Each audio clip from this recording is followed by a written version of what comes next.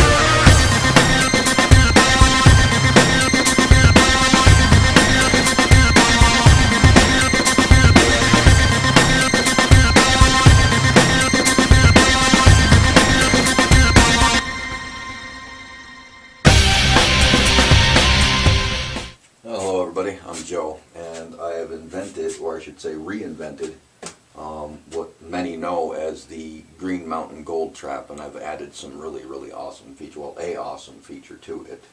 So you might ask, well, how big? The trap depth from front to back is 5 3/4 of an inches, and I'm going to say roughly because until I can get the CNC router that I need, everything varies right now. I mean, there's no way, I don't care how good you are, you can't get perfect cuts on everything.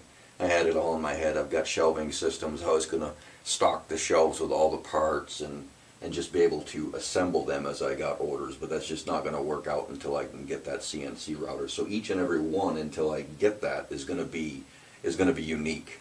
Everybody's going to have a totally unique one, but they are completely, I'm talking completely sealed, and they work really good. The width of the trap itself is 5.5 inches roughly, and the total, or the depth from top to bottom of the trap itself, the actual depth of the trap is 2.25 inches. That remains the same. And then of course the total length of this particular model is 3 feet long, and the feed end over here, your widest end, that's 11 inches, and it tapers down to 6 inches. So you get some good pressure coming down the skid plate and into the scoop. Let me see here.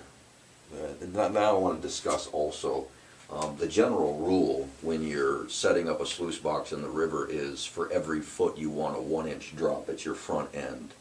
So this being a 3 foot long sluice box, well, it's not. I don't like calling it a sluice box, and if I can get away with it when I go in a year to get the actual patent for it, because right now it's patent pending, I'm going to do everything in my power for me and for you to get this patented as a classification device, not a sluice, because it's not a sluice. I mean, the legal definition of a sluice box is something that has riffles in your skid plate. It's something that has a gate to control water flow, and it's something that is long as in hundreds of feet long, like the sluices they used to use for mines back in the day during the gold rush. So that it just does not fit the legal definition of a sluice. For that matter, no sluice on the market really fits that definition. So let's see what's next. Now the benefits of it being clear. Oh, wait a minute, I was still at the 1 inch per foot. Now with this, with the, like the Bazooka Gold Trap, it's made out of ABS plastic. It's black. You can't see what's going on. And when I designed this, I started to realize certain things.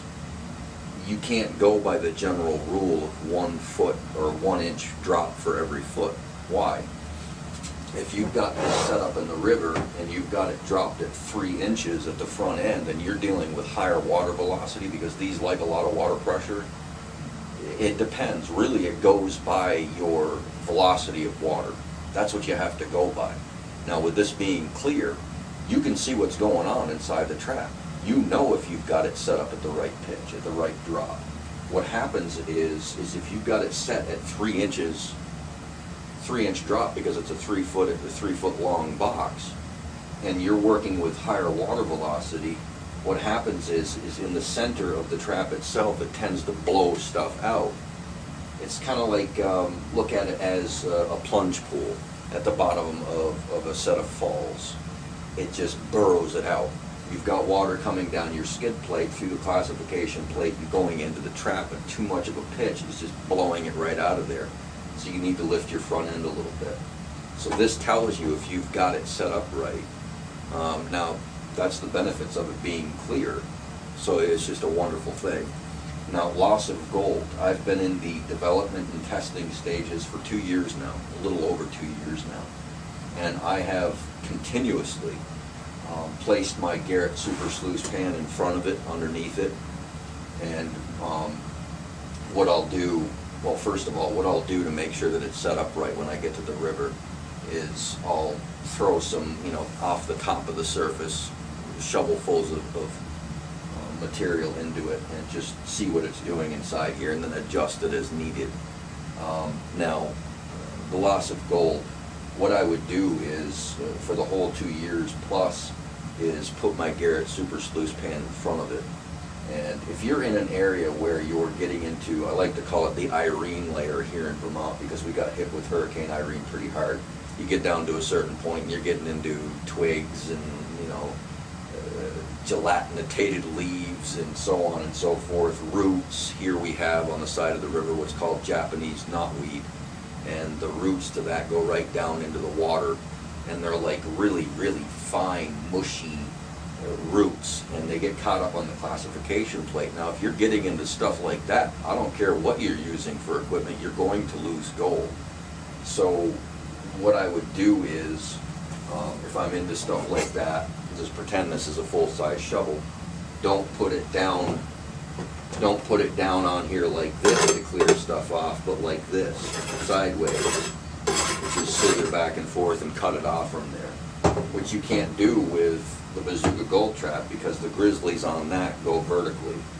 So that's a benefit also with this classification plate. Now, I would purposely try to dig in areas where I knew there was gold, but I wasn't going to be getting into a bunch of garbage, the leaves and the roots and so on and so forth. If I could have a successful day without getting too much nonsense, getting caught up on the classification plate, I would be real fortunate if I could find, literally, now this is no joke, 3 or 4 little pieces of gold in that pan. And that would be the first thing I'd check at the end of the day. I'd go ahead and classify that pan down and then pan it back and see what there was inside the Garrett Super Sluice pan.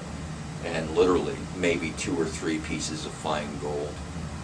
So it really does a good job of keeping the gold, and it keeps the small gold. I'm talking like 200 mesh, smaller. We got a lot of flour gold here. The biggest piece of gold I've ever found in our rivers, not to say that there's nothing bigger, because some people have found nuggets here, but they're very rare. But we have a lot of flour gold, and the biggest I've found so far is 8 mesh. I found pickers, about 8 mesh in size. But it keeps the fine gold. It really, really keeps the fine gold. Let me see, so that's a loss of gold. And I already showed you the clearing the classification plate. So why do I call it the easy clean out? Now, before I even tell you that, let me tell you this. With this one, with the Bazooka Gold Trap, with the Grizzly Gold Trap, those are the only 3 on the market that I know of. You can spend anywhere from, depending on where you're going to be working, because you want to be as close to where you're going to be digging. I mean, the whole purpose of this is to not have to classify your material, which you don't, and to be close to where you're digging, so you can just feed this thing all day long. But you get anxious sometimes. You get anxious sometimes to do a clean out to see during the day what's in the trap. I've conditioned myself to just go ahead and run it all day long, no matter how bad I want to see what's in there. I just keep running, 8 hours, 9 hours sometimes. But now, now I've lost my train of thought. Lord have mercy. But the benefit to this is now, setting it up. This one and all of them, the other 2 one that's on the market, and of course Bazooka Gold Trap doesn't seem to exist anymore, is you can spend anywhere from 15 minutes to an hour, setting this thing up to get your proper velocity, your proper pitch, your proper angle. You want it as level as possible. And of course, anybody who's into gold prospecting knows when you set up a sluice, you want to see that nice V, those little waves of water coming down the center of your skid plate. So you really got to take the time to make sure that it's set up properly if you want it to catch the gold right. I don't care what you're working with, that's what you just got to do. So once you get it set up right and you run and you get anxious to do your clean out, if you're working with one of the other ones on the market, you've got to lift the whole thing out of the water to do a clean out. There's just no way around it. With this one, you don't have to. With it being the easy clean out, you just pull your pin, slide your trap out, there you go. Easy clean out. Takes about 10 to 15 seconds to do a clean out. Dump it in a pan, dump it in your 5-gallon bucket, throw the trap back in, put the pin back in, and you're up and running again.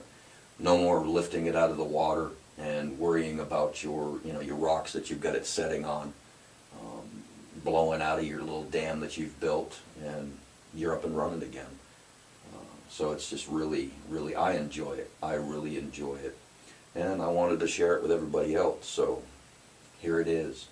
And it is a wonderful device. And I'll show you a closer closer shot of the trap itself. It is completely sealed. This is a 3M, the black you see in here. Excuse me, that's a 3M adhesive sealant. It's permanent. It's permanent. It's not going anywhere. This particular trap, the 3 foot long one, it is 1, 2, 3, 4, 5, 6, 7, 8, 16, 24 screws holding it together. It's not going anywhere. All the tubes are completely sealed on all sides, even in here. This tube stop plate is completely marine sealed to the front of this plate here. Everything is completely sealed. It just does not. It's not going to lose anything, and it works. It's really nice. I was riveting them together, but now I'm using VHB tape. And where is that sample piece? Where is that thing? Here's one of the samples here. Excuse me a second while I grab this. The 3M representative that came to me and showed me what he had for assembly suggested this VHB tape. It is phenomenal. Inside here, the first layer is your regular double-sided foam tape. He says go ahead and pull it apart. That pulled apart real easy. The next layer is the 3M VHB tape. And I don't care, I can't even get a good enough grip on it to, you can't pull it apart. You just cannot pull it apart. And then he left me with a piece of aluminum, because in here is aluminum rails. So the VHB tape would go onto those rails, and then you stick your plexiglass to it. And this is 3/16 of an inch thick plexiglass. The other day I dropped one of these off at us, well, 2 of them off, a mini and this one off at a store. And the store owner's son, he's a big boy. He's a big boy. And he wasn't paying attention, and he tripped over them and knocked the big one into the shelving system. I mean, slam! And it didn't break. It didn't break. And this year in the spring, I took a tumble. I was about, a good 4 feet up this bedrock cliff, climbing up out of where I was working that day. And I slipped on some pine needles and leaves, and I fell backwards with it strapped around my shoulder, and I landed on it. Didn't break it. Didn't break it. And I think I landed right on the bottom of the scoop plate. And it just didn't break it. So it's got really good sound structure. Now back to the VHB tape. He brought me this piece of aluminum, and the VHB tape was on the aluminum already. And let me get the VHB tape.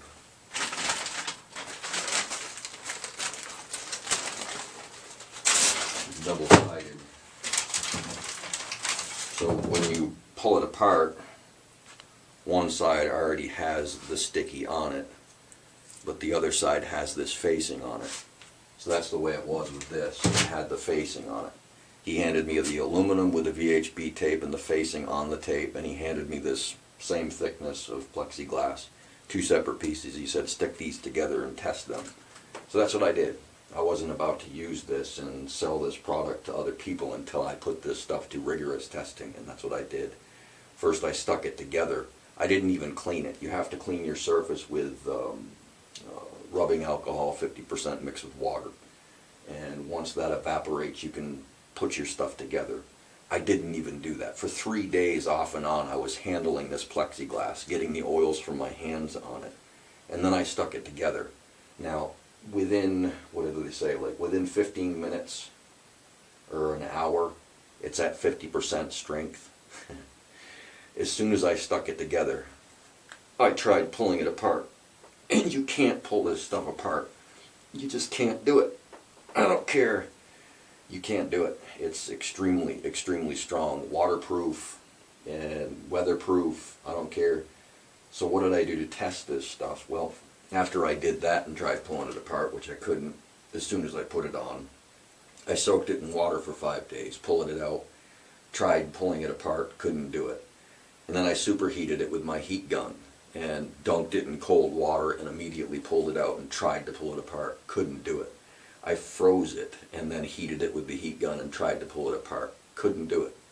So this is really good stuff. And by using this instead of the rivets now, it's not just attached. Now it's completely attached, and it's really, really solid. So this is a good product. It's a good product, and once I get that CNC router, it's just going to get even better, because everything will be perfect. It'll be absolutely perfect. So I'm looking forward to getting that, but I've got to make some sales before I can do that. I've spent everything getting this patent pending up and going. The patent search, it costs a lot of money. So, but that's it. That's the Green Mountain Gold Trap, the Easy Cleanout. I'll let you see the Mini too. This is my prototype to the Mini. As you can see, that one's only 23 inches long. So that's the Mini, and you know, it'd be good for testing. Unfortunately, once I got this prototype together, it was too cold to really do anything. So I'm looking forward to spring getting here and really getting it out to see if you can use it all day long like you can this. I can tell you this, that the tubes in my traps, they have bigger holes, unlike the Bazooka Gold Trap. I found that to be an issue with those. So they're bigger holes, so you're going to get more fluidization in the trap. But it really works good, and being able to see that material just bubble inside of there and work and walk backwards is just awesome. It's really awesome. So just wanted to share that with all of you, and hope you enjoy it. By the way, if I can get this video posted today, today's the 25th, Merry Christmas by the way everybody.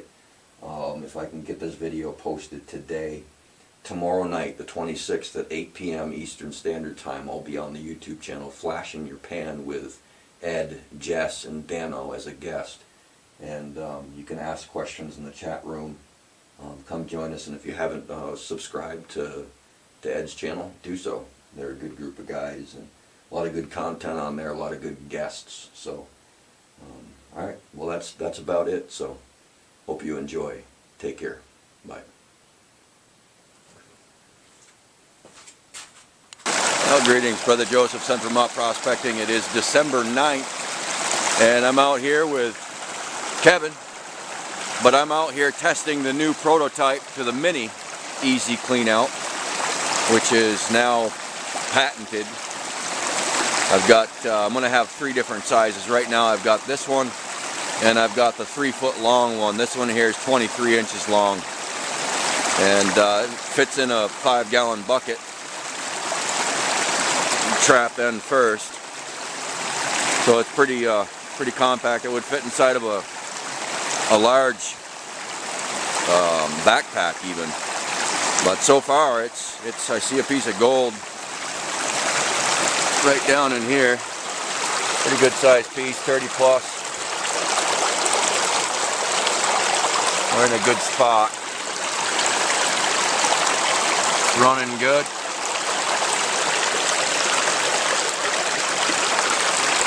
I like it.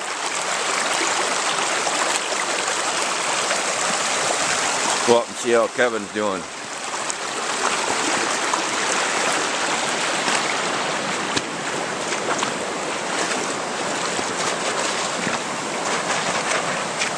We've got a good location here, right around the inside bend. Up in here. We're going, Kevin. Hey, how are you? Good spot. So we're going to keep plugging away and see how rich we can get today. Right. Find the cheddar. Alright. I'll show you the bigger one. Kevin just bought the bigger one. He's the first customer for the Easy Cleanout Green Mountain Gold Trap. Number 1. Excited to use it. He's fortunate enough to live in New Hampshire where he can. Yeah. But where he lives in New Hampshire, he's not near any gold-bearing streams, but It's alright, I'll travel to it. that's right. So before the end of the day, we'll show you the one that Kevin just bought. Brand new. Hasn't seen one single shovel full yet. And it's pretty. Alright, enough for now. Alright, so here's the bigger Easy Cleanout, the 3-foot long one. Nice and pretty, brand new. So And why do I call it the Easy Cleanout?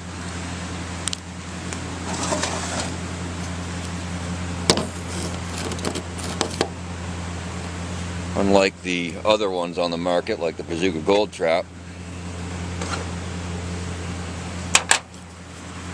this one has a removable trap.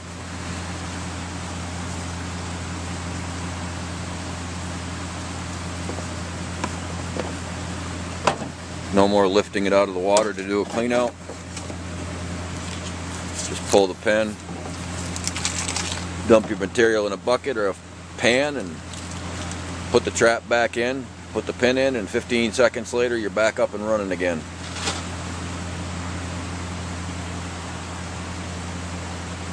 So there it is.